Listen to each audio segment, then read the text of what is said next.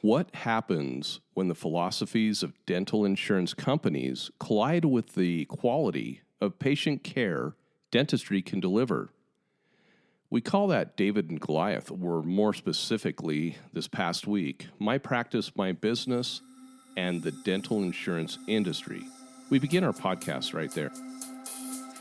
Welcome, all you wonderful dental podcast listeners, to the My Practice, My Business Dental Podcast Show, where we help dentists profit and thrive with excerpts from the clinical business of dentistry training here at My Practice, My Business. We'll be addressing and answering questions with current trends dentists and their teams face each and every day in their pursuit of this wonderful career we call dentistry. And now, the host of our show, the clinical director at My Practice, My Business, Dr. Rob Thorup.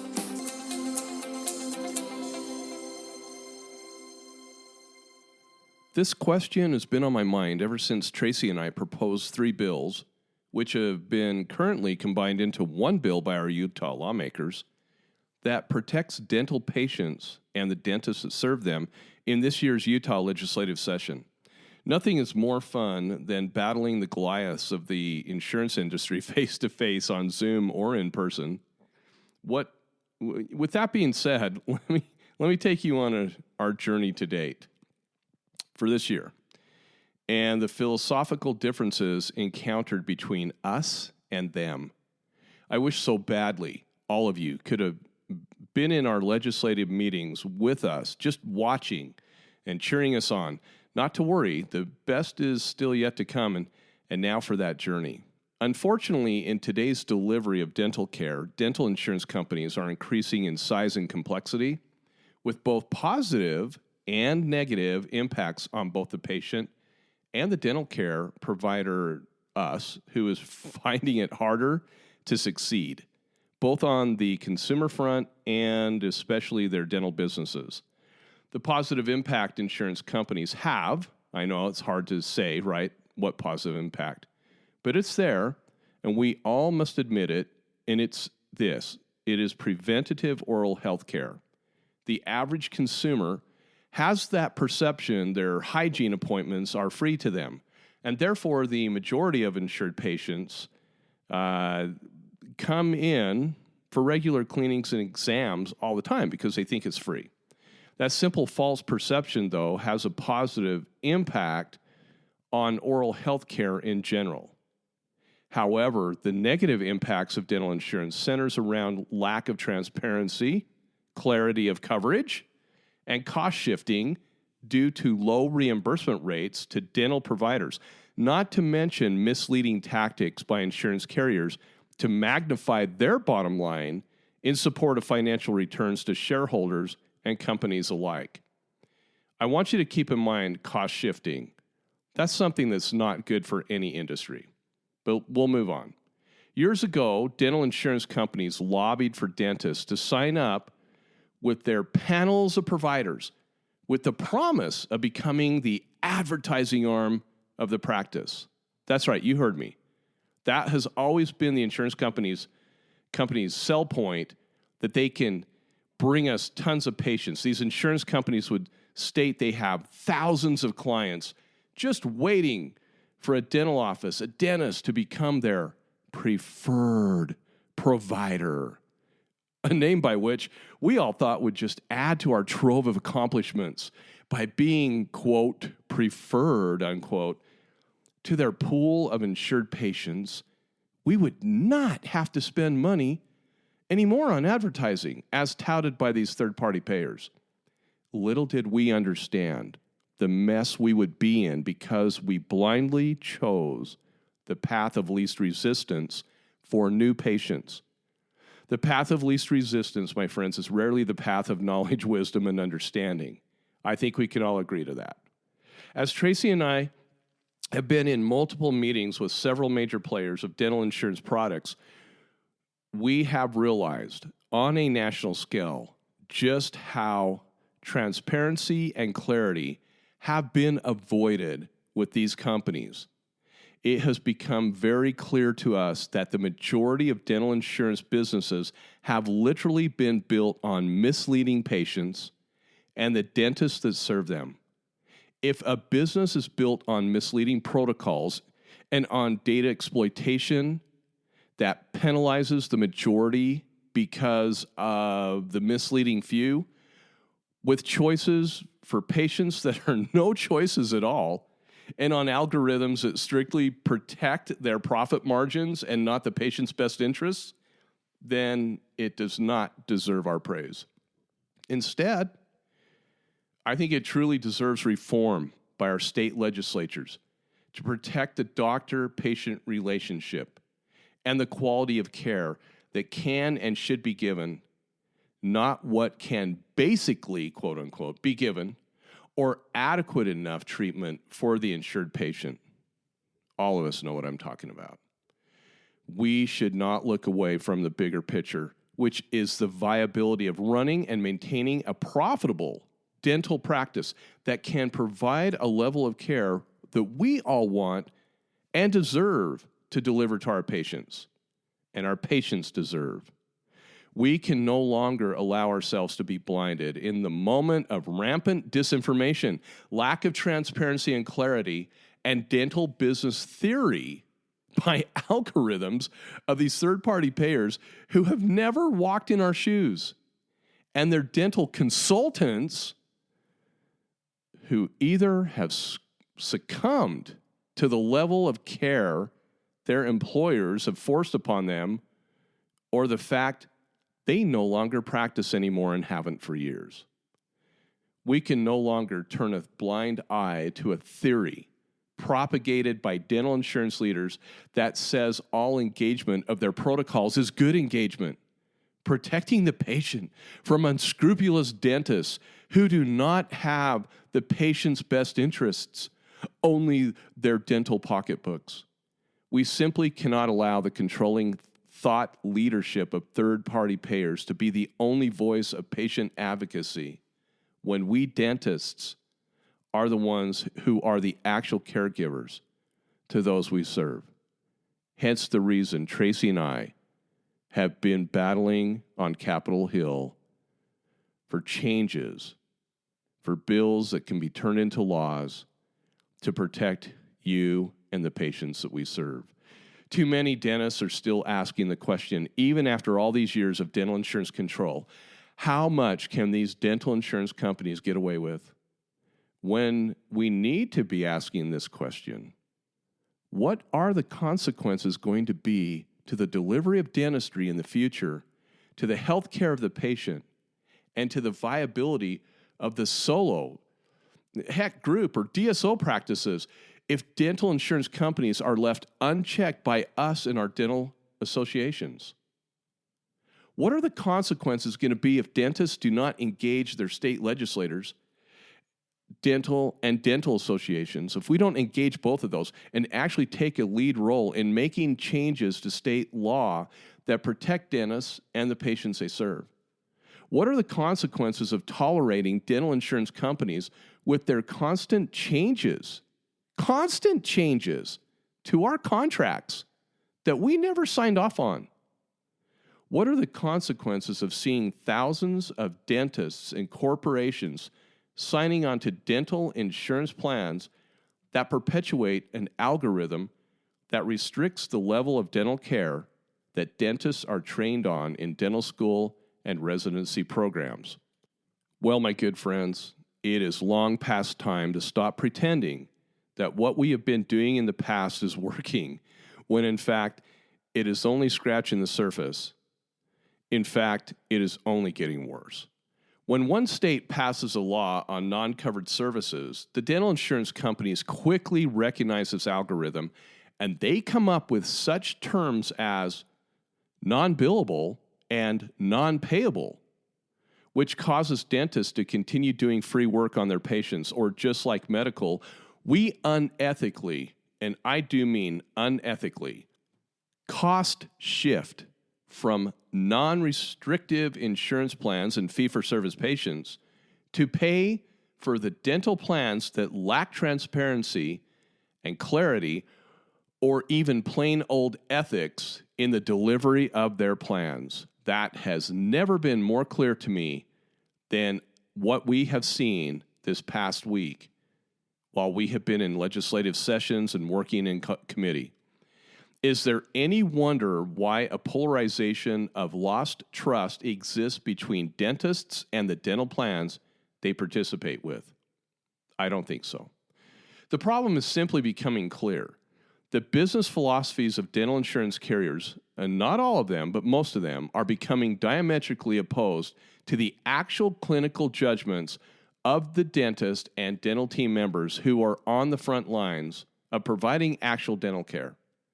Dental care has never become more inundated with advanced technology, materials, and procedures as it has in today's dental market. And new discoveries will continue. Dental consumers will continue to be blessed and want those services as they learn about them. Dentists can now offer technologically advanced choices like never before. However, you guys, those choices have significant costs of goods associated with them. And the reality is technology increases direct operating costs to the provider, us, and dental insurance plans. More specifically, their reimbursement rates do not cover those advances with modern dentistry. That's why so many of us don't purchase expensive technology. We can't afford it. And most have not figured out a way to get a return on investment on it. Insurance companies, as we all should better understand, are numbers-driven businesses. The more money they bring in with premiums paid, the faster we get paid as dental care providers when we submit claims. If they do not cover their direct operating costs, plus at least a 30% corporate profitability, our reimbursement checks tend to come late, or sometimes not at all, with the systematic downcoding, bundling, and non-covered services, all in the misleading phrase of protecting the patient from unscrupulous dentists, with whom we provide legitimate services to. We're the ones that call the shots, make the diagnosis, and help the patient. The systematic downcoding, bundling, and determination of covered and non-covered services as non-billable to the patient, along with other non-transparent practices and misleading verbiage on estimation of benefits. Now, I know office managers listening to this is like, you guys are like, yeah. When those go to the patient, that results in the patient becoming more of a dental insurance customer than a cared-for human being. Third-party payers are bullying, and I mean bullying, dentists into doing free dentistry, or they say that you can simply remove yourselves from participating with the preferred provider organization plan. The repercussions of such coercion techniques can result in the loss of hundreds of patients to the dental practice, and they, the insurance companies, they know it. That is the ultimate bullying tactic that is verbalized to dentists and office managers on a continual basis, and one we just once again witnessed last week in our legislative meeting, and I called him out. The selling and controlling of the delivery of dental care comes at great cost to the patient. The American Dental Association continues to field large numbers of calls each quarter in regards to the inability of dentists, you and I, of being paid fairly for dental services that we provide to patients on insured plans. According to our contact, they are hearing the following, quote, "If we dentists cannot be paid for buildups, we're just not going to do them. And if the crown comes off, we will charge the patient full fee because it's not our fault, it's the insurance company's fault. We refuse to do free dentistry," end quote. Good for you guys. Good for you colleagues standing up for what's real and what's right. The same has been said about periodontal therapy, which has also been grossly underpaid by PPO plans, with dental offices oftentimes either eating the costs or undertreating periodontal disease due to insurance limitations. Don't tell me that doesn't happen. It's rampant. Here at My Practice, My Business, you guys, we believe in charging the patient ethically for advanced technology and services. As our clients have stated, quote, "It's being paid fairly for technology, materials, and medications that helps me sleep at night, knowing that I have provided the best my training and dentistry has to offer, and afterwards being paid fairly for it. End of quote. I believe dentists have had enough. It has never become more transparent to me than now. As Tracy and I have been meeting with major dental insurance players and our state representative to create bills that will disallow dental insurance companies from downcoding, bundling procedures, and forcing us to do free dentistry on the clients. Our bill won't prevent them from doing that, but it will not prevent us from collecting for the services that we provide. It's a great bill, and I can't wait for it to move forward. It used to be that dental offices and dental insurance companies were on diverging paths, but in reality, after running a major investigation to the mentioned unfair protocols dental plans continue to throw at us, preventing dentists to run profitable practices, which we need to, and forcing us, this is the key, forcing us to cost shift on a daily basis, I would say we are more on a collision course. Which is precisely why Tracy and I here at My Practice, My Business have engaged the Utah State Legislature to pass bills into laws protecting dentists and the patients they serve. So what happens when a husband-wife team at a company called My Practice, My Business gets a little support from the Utah Dental Association, the Utah State Insurance Commission, and a local dental insurance company that does not practice unethical protocols like the other major players do? We introduce bills that protect us, that protect dentists, their teams, and the patients they serve from unethical, even fraudulent policies that negatively affect the dentist-patient relationship. There are two major lessons here for dentists and dental practice owners that Tracy and I have experienced while battling on behalf of all of us and the patients we serve. One, you need to know, I don't know if you know this. One, dental insurance companies have existed for decades and they're not going away. Two, it has become clear. We know here at My Practice, My Business, we know in these meetings, we know their rules of engagement better than they do. You did hear me correctly. My favorite is when Tracy called all of them out on fraudulent policies. It began when they accused dentists, us, of committing fraud with excessive use of buildups, pulp caps on their clients. Hey, I don't disagree, because some of you out there use those as a matter of routine. But they are speaking of a small percentage of dentists who abuse the system. However, when they change codes on services we provided to codes we did not perform just to get gain, that exemplifies the very definition of the word fraud. And for those of you who have not been through our training, we define fraud as follows. It's the wrongful or criminal deception intended to result in financial or personal gain. What was even better is watching the faces of all those people on the Zoom meeting get schooled by my wife. Need I say more? I get schooled sometimes too. Okay. All right. I'll just for fun, we'll do one more. The definition of insurance fraud is this. It is any duplicative, let me try this again. It is any duplicitous act performed with the intent to obtain an improper payment from an insurer. How about we create the definition of provider fraud? That would be a good thing. It would read something like this.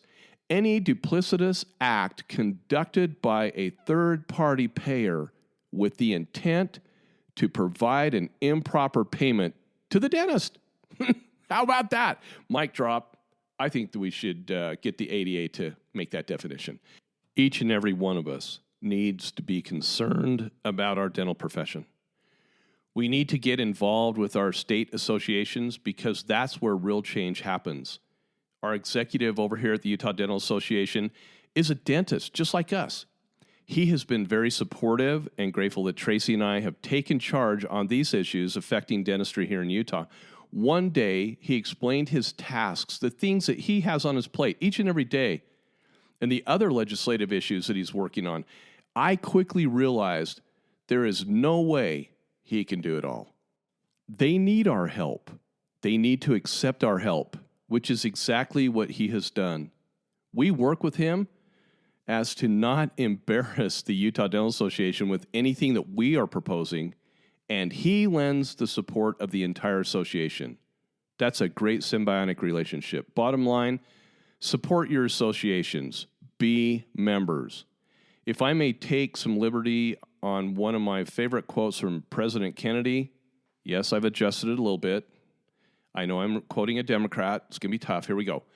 Ask not what your dental association can do for you, but ask what you can do for your dental association. I love adjusting that quote, and I love that quote of his in its real form. Tracy and I are grateful for the support of the UDA, and all the dentists in Utah will hopefully be grateful for what we're trying to accomplish for them. Whether they know who was behind their increased revenues and not having to write off things that they do, it doesn't matter. What matters really is serving each other. Now is the time to ask yourself if you should get involved with protecting your patients, your colleagues, and your dental practice from the philosophies of third-party payers. The questions should be, do I want to pursue dentistry with the least amount of negative influence from those dental insurance companies as possible? Do I want a business that serves my patients who happen to be dental customers? Or one that takes advantage of customers as I treat them to limitations or perceived limitations of their dental plans, cutting corners with labs and suppliers and cramming the schedule as taught by most dental consultants as I strive for the profitability of my business? Those are great philosophical questions that we all need to ask ourselves. In the end, only one of these philosophies is sustainable for the long-term profitable growth of your practice. The other will lead you to a meager wage, to sell your practice to a DSO because you're struggling, or to file for bankruptcy, which we've seen in 2019 like crazy during a great economy. Either route is inundated with purchasing the least expensive, lowest quality products and services, and that's where we do not want to be. The long-term solution is simple. Either go through our clinical business of dentistry training here at My Practice, My Business, which we teach on these principles, or figure it out on your own how to be profitable in your dental business. But remember, the path of least resistance is rarely the path of wisdom. Being trained by us here at My Practice, My Business will take time and effort. We have to purge out the status quo from you and your staff. Our training is relatively quick, exciting, and fun and profitable, but it's the purging of philosophies like Yanindis, the yeah, no, I'm not doing it, and those who suffer from what we call status quoitis that has to be overcome. When that is done, wisdom will take over and prevail, and your practice will grow and profit and thrive like never before. There are major lessons here for solo dental practitioners and dental business owners. Do you want your patients and their PPO plans to take advantage of you, or do you want to learn how to be paid fairly and ethically and legally for the services that you provide? Which philosophy do you want to pursue? One that is riddled with the status quo of the past and unfortunately present, as taught by many dental educators and consultants, or a philosophy from a company that has as its teachers people who practice what they preach and who have knowledge and expertise in the dental insurance industry with the contracts that you never read but signed anyway? The go, no-go decision is yours. I hope this has been thought-provoking.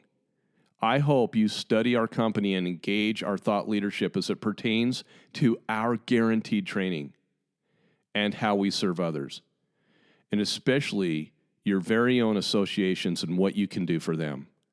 One of my favorite quotes is this: Unless we lose ourselves in service to others, there is little purpose to our own lives. End of quote. Docs and dental team members, you should be proud of the service you provide to your patients. You have great purpose in this life, and it is not self-serving to learn how to be paid fairly for the services you provide. And let us here at My Practice, My Business teach you the business skills that will guide you and your team to a more fulfilling delivery of dental care for all of your patients. Call us today. Tracy, myself, and our entire team are waiting to serve you. You just have to make that go decision, and I promise you, you will be happy you did. Well, my friends, the legislative session isn't quite over. We still have a few hurdles to jump through, or jump over, or go through. And we'd appreciate your thoughts and prayers as we continue to do great things for dentists in the state of Utah and all of our dentists who are out of Utah who are listening to this podcast. Don't you worry. We will be contacting your state associations and giving them the information that we have here and the state laws that we have accomplished here in Utah to help them get on the books in your states. That's how it works. That's how we help each other to make dentistry the greatest profession ever. Thank you so much. Thank you for being with us today. To learn more about our guaranteed, no-risk clinical business of dentistry training that is changing dental practices for the better, just go to our website, mypracticemybusiness.com, and surf our pages for additional information about our company. When you're ready, give us a call and get scheduled for the best training you'll ever experience. Those are the words of our clients, not us. Our mission statement is simple. We increase the net revenue of dental practices with our key methods, tools, and training utilizing everyday need-based dentistry. We believe that there's never been a more important time than now for dentists to know what we know, and that is 1, how to compete with retail America. 2, how to be profitable with dental procedures, especially those performed on patients with dental insurance plans. 3, how to place oral health care at the forefront of patients' discretionary spending. And 4, how to ethically, legally, and morally be paid fairly for the services you provide. All of us here at My Practice, My Business know exactly how to help you implement each of those talking points and more with our key methods, knowledge, and training. Our clients' testimonies say it all. If you enjoy our podcast, please leave us a 5-star review. Thank you for listening, and we hope to see you soon at the My Practice, My Business training facility located in the Salt Lake City, Utah area. If you have any questions, please don't hesitate to call us. Thank you again and have a fantastic day.